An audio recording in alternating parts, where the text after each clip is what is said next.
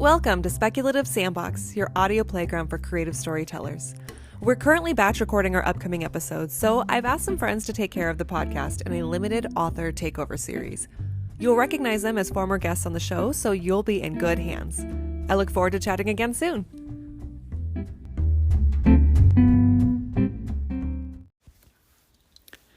Hello, speculative sandboxers. This is Marsheila Rockwell.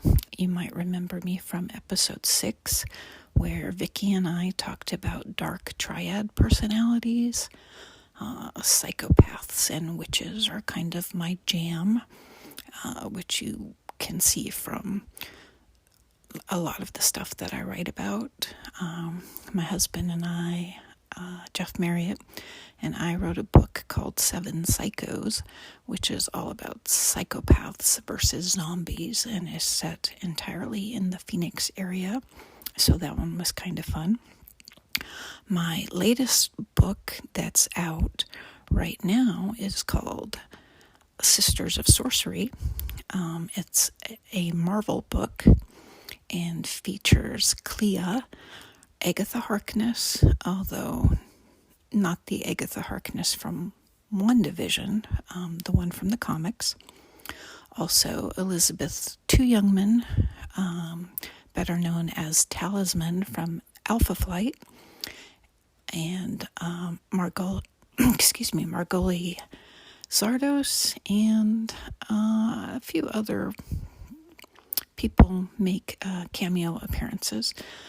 But obviously that's the witches part of my jam. And I am currently working on another book for Marvel. This is hopefully going to be the first book in a new line of theirs based on the Marvel Zombies comic books. And my book is going to be called Marvel Zombies: The Hunger. And it's going to feature Zelma Stanton, who is, for those of you who aren't like super hardcore Marvel Comics nerds, you probably still know who Doctor Strange is. Zelma is Doctor Strange's librarian and apprentice, so she's a witch, check mark. She will be teaming up with Nico Minoru, who is also a witch. Elsa Bloodstone, who is a monster hunter extraordinaire, and everybody's favorite merc with a mouth, Deadpool. So that's been a lot of fun to write. I'm actually still working on it, but you can look for that in your local bookstores in August of this year, 2023. Those last 2 books that I mentioned are what we call media tie-in books, and that's actually what I'm going to talk about today. In episode 12, Vicky and Matthew Brown talked about shared universes, and that's kind of is related to tie-in fiction. They are shared universes in that multiple people write in them, but their episode sort of focused more on the subject from a reader/viewer perspective, and I'm going to give you the writer perspective. So one of the things that I have often heard as a tie-in writer is that, oh, you're getting paid to write fan fiction. So right off the bat, I want to define tie-in fiction. Tie-in means that it ties in, I did air quotes, I know you can't see that, to an existing property, whether that be comic books like my Marvel books that I'm writing, a movie property, a television show, even other books. But the point is it ties into an existing intellectual property, and the writer does not own that property. So everything that's done as tie-in fiction is what we call work for hire. So when you write tie-in fiction, you don't own the copyright to the characters that you are writing about. So obviously I wouldn't own the copyright to Deadpool or any of those characters. But if I created some minor character in the book and just a side character with no powers, but they were funny or whatever, everybody loves to hate, whatever, it wouldn't matter who or what that character was, it wouldn't belong to me. I couldn't then take that character out of the Marvel books and use it in my own creations. That character would no longer belong to me. It would never have belonged to me because the copyright to those books belongs to Marvel, the IP holder, the intellectual property holder.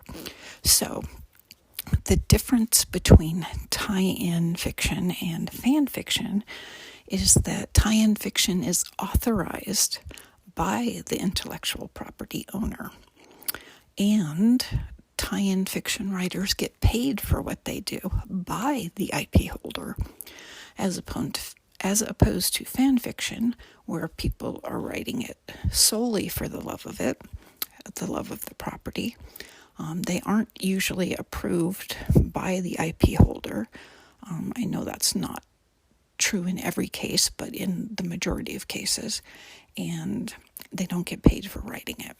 So that's the big difference between tie-in fiction and fan fiction.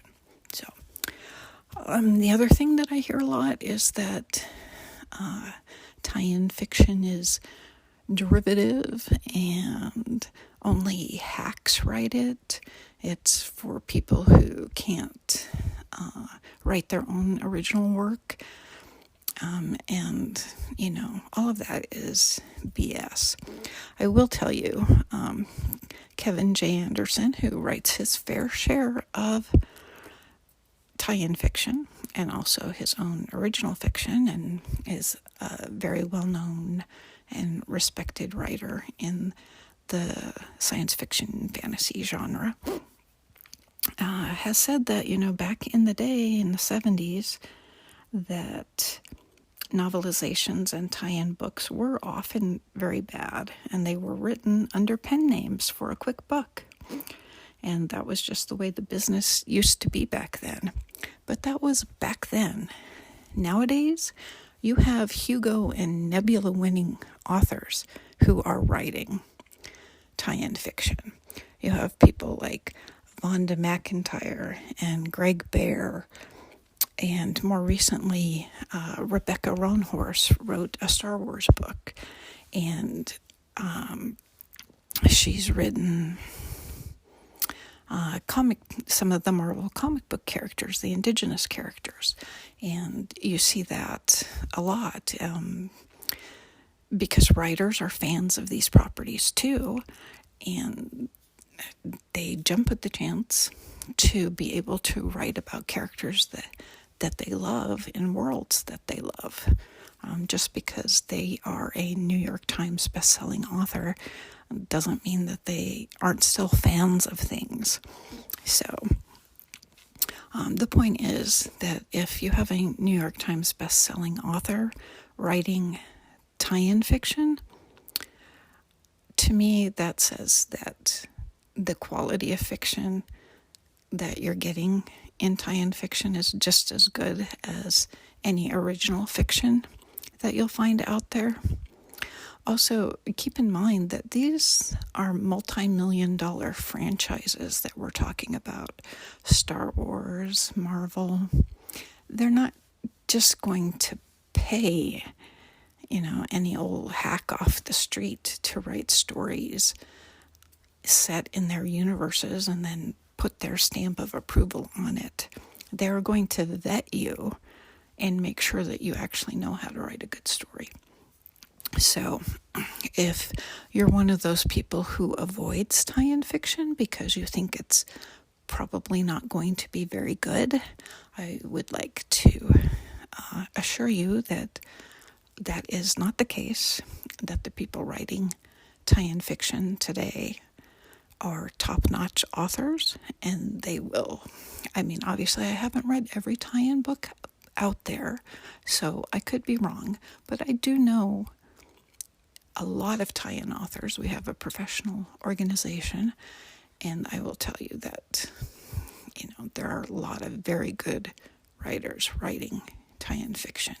So please don't let the fact that it's tie-in fiction keep you from picking up a book that otherwise looks interesting to you, or that is in a franchise that you are a fan of, because I think you will be pleasantly surprised.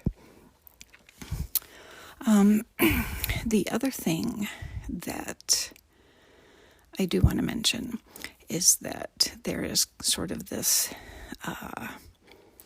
fallacy that writing tie-in fiction is somehow easier than writing original fiction because you already have the world built for you. You already have the characters. In some cases, you already have the plot line given to you. But I'm here to tell you that a lot of times that actually makes it much more difficult to write. You have to, especially if it's a more popular franchise, you have to make sure that you nail character depictions, because if you don't, there are tons of fans out there who are going to let you know that you got it wrong. And you also have to play by rules that other people wrote. So you can't do certain things that you might be able to do if you were writing original fiction. And the number one rule of tie-in fiction is that unless you are given explicit permission to do otherwise, you have to, whatever characters or situation you take off the shelf, there's those air quotes again, and you play with in the tie-in sandbox, you have to put it back on the shelf at the end of your story, and it cannot be harmed in any permanent way. So basically that means things like you can't kill off a character unless you resurrect them in that same book, or whatever comic or whatever it is that you might be writing, or there are plans that the IP holder has approved for them to be resurrected somewhere down the line. Or in other words, you have permission to kill off that character in that book that you're writing. So you have to play by somebody else's rules, and that can be really hard, because people who write do it because they are they're creative. They like to create things, and they don't like to be told what to do. So it can be a lot more difficult to write tie-in fiction because you have a lot more constraints than you do in original fiction. The other thing that makes it a lot harder, in my opinion, the tie-in properties that I have written for have almost always been properties with really large fan bases. So I have written tie-in fiction for Dungeons and Dragons. I have written X-Files, a little bit of Buffy. I've written some Xena stuff that has not yet gotten published because of licensing limbo. Let's call it that. And obviously my latest book is a Marvel book, and the one I'm writing right now is a Marvel book. So there are fans out there who know the material far better than I ever will. And if I make a mistake, they're going to let me know about it.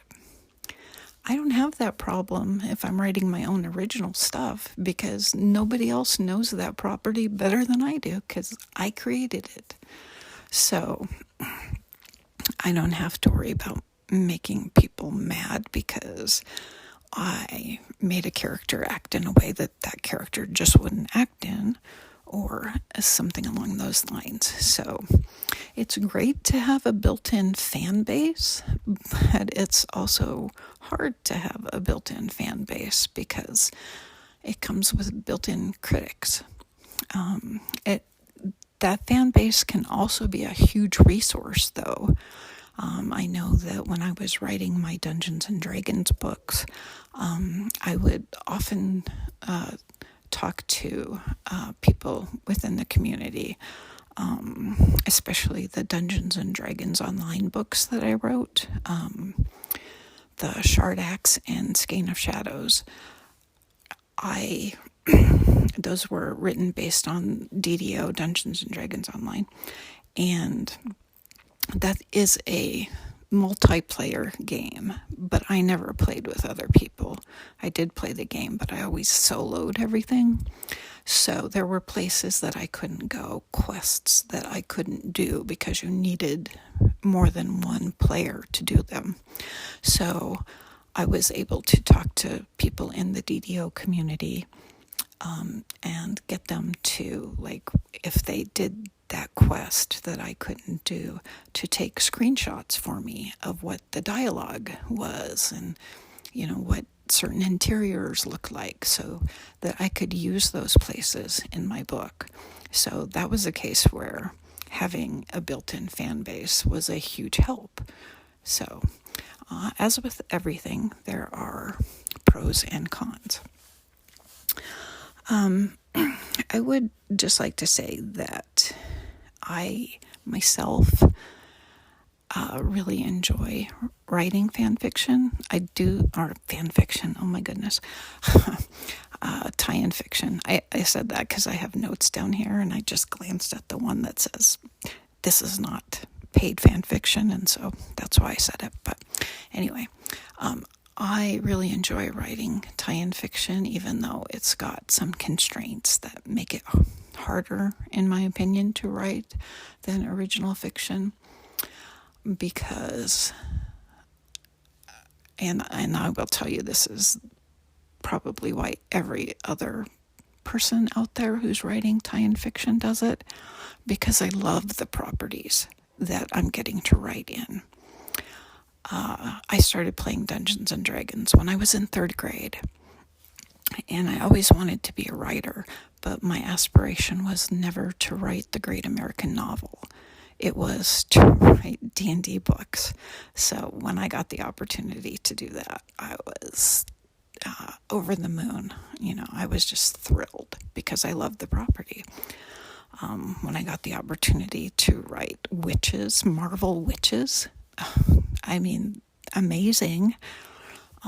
Now I have the opportunity to write zombies in the Marvel universe when, I've already written psychopaths versus zombies in my own original work with my husband, bringing a more horror feel to the books in the Marvel line, which I usually write things that are darker, and I write a lot of short stories and poetry that are dark fantasy and horror. So to be able to bring that sensibility to, this property that I love, it's amazing, and I'm so grateful to have the opportunity to be able to play in these sandboxes. And I hope that you all have a wonderful, successful, and prosperous, healthy, happy 2023. Thanks for listening to me ramble. And thanks to Vicky for letting me fill in for her.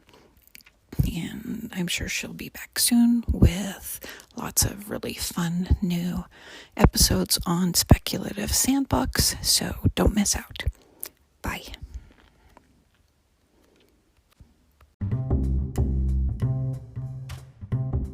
Speculative Sandbox is a volunteer-run podcast that relies on the collaboration of fellow creators like you. Join the conversation and participate in fun polls and questionnaires on TikTok, Instagram, and Twitter. Interested in being in a future episode? Our DMs are open, or you can email speculativesandbox@gmail.com.